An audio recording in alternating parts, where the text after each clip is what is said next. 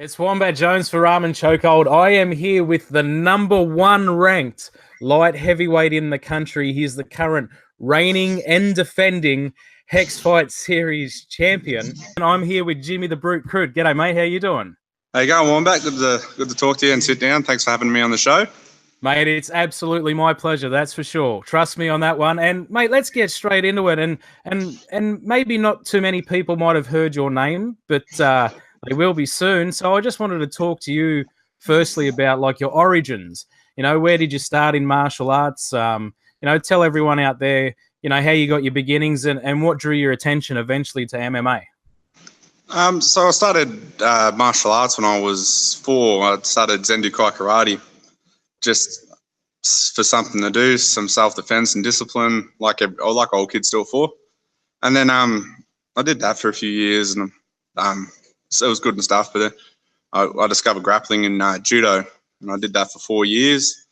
I really enjoyed that, but it just seemed to have too many rules, too many things you weren't allowed to do, especially now. And then when I discovered jiu-jitsu when I was 12 years old, it was amazing because you could just do everything grappling-wise. So it was awesome. And then from jiu-jitsu, I heard people talking about the UFC and all that. So when I discovered the UFC, I went, oh, this is even another level. So as soon as I saw that, I knew exactly what I wanted to do. And, mate, you're from Bendigo in Victoria originally, and maybe people don't know where that is, but it's, you know, maybe, a couple of hours outside of Melbourne there, but it's really is rural.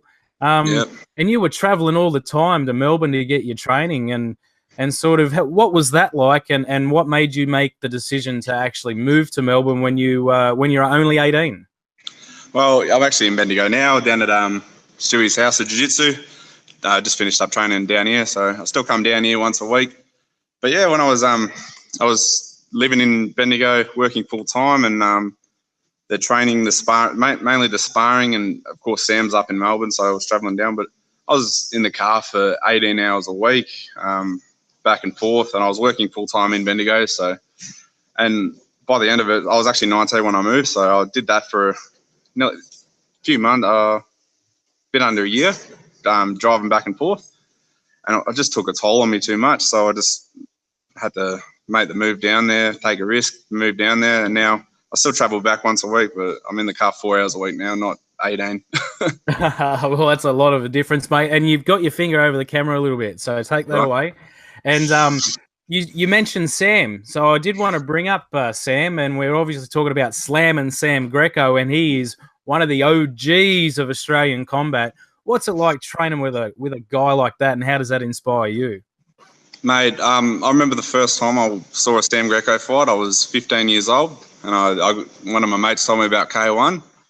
So I got on YouTube and I looked up K1, and Sam Greco was the first one. The first K1 fight I ever watched was Sam Greco and Race FO. I was just like, holy damn, this guy's Aussie. I need to beat this guy. And then I used to drive to Swan Hill once a month with my jiu-jitsu coach, Stewie Molden, and he told me one day, I'll get you in with Sam Greco. And I was like, oh yeah, that'd be awesome. Maybe one day. Next thing you know, I'm training with Sam 5 times a week. So it's amazing. And the thing with Sam is he's not just one of the most experienced martial artists in the country. He's one of the most experienced martial artists in the world. So to be able to learn from that guy every day is just unbelievable. And not only that, but you also train with another killer down there, pardon the pun, but with Kit Campbell, and he's obviously main eventing the card that you're on. And what's it like training with, you know, just guys that are sort of in the same environment? They got the same goals and all that sort of thing. Oh mate, we got heaps of killers down where we're at. But yeah, Kit Campbell, we've been training together 3 times a week. Known Kit for a while. It's a funny story. Kit was the guy that before I turned pro, Kit was the guy I came down and sparred with, and after sparring with him, I just went, okay, I need to do something. I need to change my game because mate, he just smashed me. Within reason, he didn't bash me too bad, but mate, when I first came down, he was the guy that made me think twice. Mate, and speaking of turning pro, I went through your record, and I didn't see any amateur career to speak of. I know back in the day, in Australia. Is that correct? Did you have any amateur fights? I had one. Oh, you had one in the ring. Yeah. Yeah, right. So, but I mean, you turned pro after one amateur fight, and I think the first guy you fought had something like 18 fights under his belt. Yeah, and every fight you've had, every fight you've had, the guys had at least 7 fights. And I mean, you're 6-0, and you had one amateur fight, so you've only had 7 fights total. What sort of gave you the confidence and threw yourself straight in the deep end like that? I don't know, man. I just think if you say you will fight anyone, I believe that you should fight anyone. And when a lot of people don't know this, but the reason I didn't fight for a year after my first amateur fight is because I spent a year trying to get on a pro show, and no one would have me on. So and then when Trent at Hex said, "Oh, we might have a guy. He might be a bit too experienced," though, I said, "No, I'll take it. I need an opportunity." And they said, "Oh, they're Ben Kelleher," and I went, "Oh, Ben Kelleher, oh shit, oh crap." So but then I thought, no, I've been training since I was 4 years old. I know I got the right people around me. I know that they wouldn't let me take it if I was in it, any chance of getting hurt. So I thought, why not? Why can't I fight this guy? Mate, and that's a great attitude to have, and no doubt that's why you've got so much success at an early stage in your career.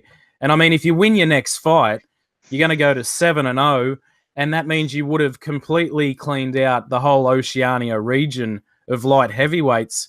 And little birdie whispers in my ear that actually One Championships already contacted you for a contract, that offer you a contract.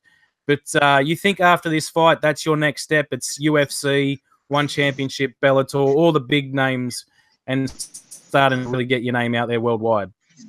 Yeah, at the moment, I'm just thinking about this fight. There's been a few offers. When I first got into the sport, I said UFC, and that's what I'm thinking. So in my head, it's Hex, UFC. So I don't want to see too many guys get to this position and then I think, oh, one more fight, and then they forget about the fight in front of them and get knocked out. So I can't do that. I won't allow myself to do that. So let's talk about Mehdi Bagheri. Do you know much about him? Have you seen much film on him? And do you think he's got any holes in his games that you can exploit there? Mehdi Bagheri, I'll give him one thing. He took the fight when no one else would.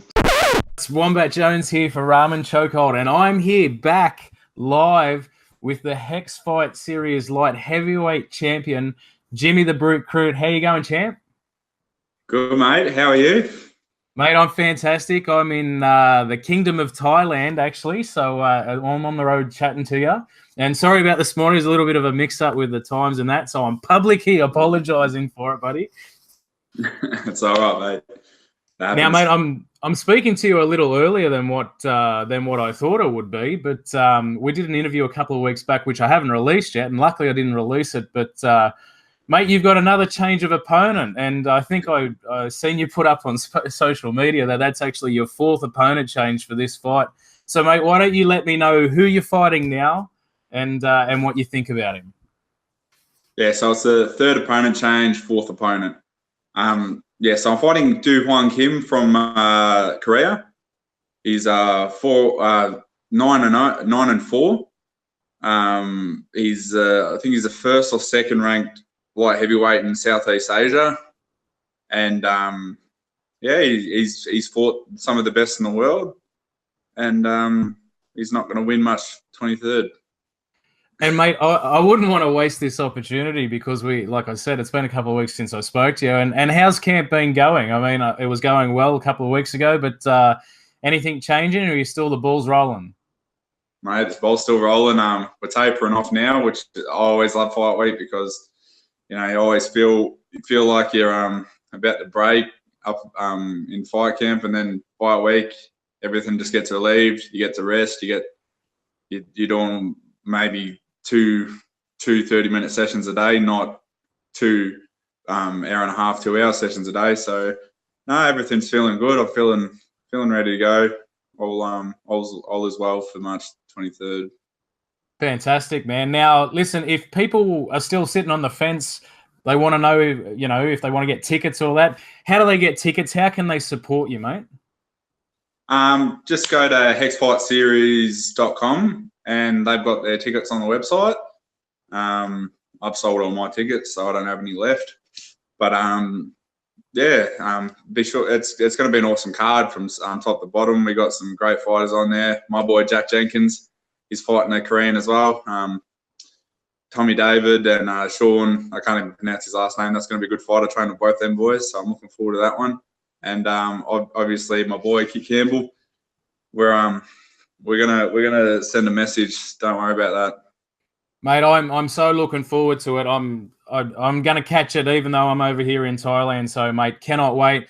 So there he is, guys. Is Jimmy the Brute Crute. He's taking on Do-Hwan Kim. He's 9-4. He is actually ranked #1 in Southeast Asia if you take out everyone that doesn't come from Southeast Asia. So you are taking on the #1 challenger, mate, from that area. And, mate, can't wait to see you get it done. So thanks for joining me again and giving everyone an update, mate. And we'll get that interview out on Ramen Chokehold today. Awesome, mate. Thank you very much for having me on. Appreciate it. I'll get to go out there and show that I'm not one-dimensional. I have other tools in my game that I can use. So, and speaking of that, do you think that's like the new generation coming through, is where the old generation of fans or coaches think, oh, maybe this guy's not good in this certain area, but all I know, and probably you know, the whole new generation of fighters coming through, you do everything, don't you? You know, it's not just about one thing anymore. Yeah, and it's not just about doing everything. It's about mixing everything together. You get guys that are really good at boxing, really good at wrestling, and really good at jiu-jitsu, but there's a big difference between being good at all three of them things and being able to blend them together. So what we work on is being good at all those things, but also being able to switch between the three and use the three at once. So, and mate, speaking of blenders, sorry to cut you off, mate. What were you saying? However many martial arts there are, I don't know. Yeah, mate, there's a few. But mate, you said blender, and it just went straight in my head. I don't know if you've seen the show before, but mate, I used to be an executive chef, and I always ask people about weight cutting and food, and you said blender, and mate, what are you missing right now? You know, what are you normally tucking into that you can't while you're in fight camp? This camp's been good for food, actually. We got George Lockhart on the team. He did people might know him. He did Conor McGregor's nutrition for the Floyd Mayweather fight. So we got him on the team. So he's keeping me nice and fed. I don't miss out on much because the way we do it, I'm still eating quite a lot. Obviously, I wouldn't mind some fried chicken or something, but no, I'm still content with what I'm eating. I don't really crave much. Awesome, man. And if I take you down the bar after a win or something like that, and there's karaoke on, what are you singing? Probably after about 17 beers, some Jimmy Barnes. The classic Aussie favourite, mate. And finally, you know, it's a one-man sport in the cage, but outside of the cage, it's definitely a team sport, especially when it comes to sponsors and all that sort of thing. So where can we find you on social media and sponsor shout-outs and anyone in your camp that you want to give a hooray to? So just mainly my main team, Stewie's house with BJJ, all the boys here. It's a bit empty now, but so everyone at Team Greco, obviously, my coaches, Stewie and Sam, the boys down at Resilience, we're all working hard down there. Mass Nutrition, Physio Australia, Michelle Reeves has helped me quite a bit with my nutrition.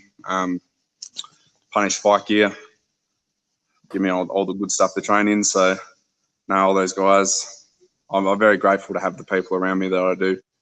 So. That's awesome, man. Now, in my opinion, guys, you got to jump on the train now before he gets in the UFC. You don't want to be one of these bandwagon people. So make sure you check out his social media. He's going to be coming in hot this year. I can guarantee you that. March 23rd, Melbourne Pavillion, defending his light heavyweight title. Mate, Brute, thank you so much for joining me, mate. Thanks for having me on, mate. I appreciate it. Talk to you soon, my man. See you, Wombat.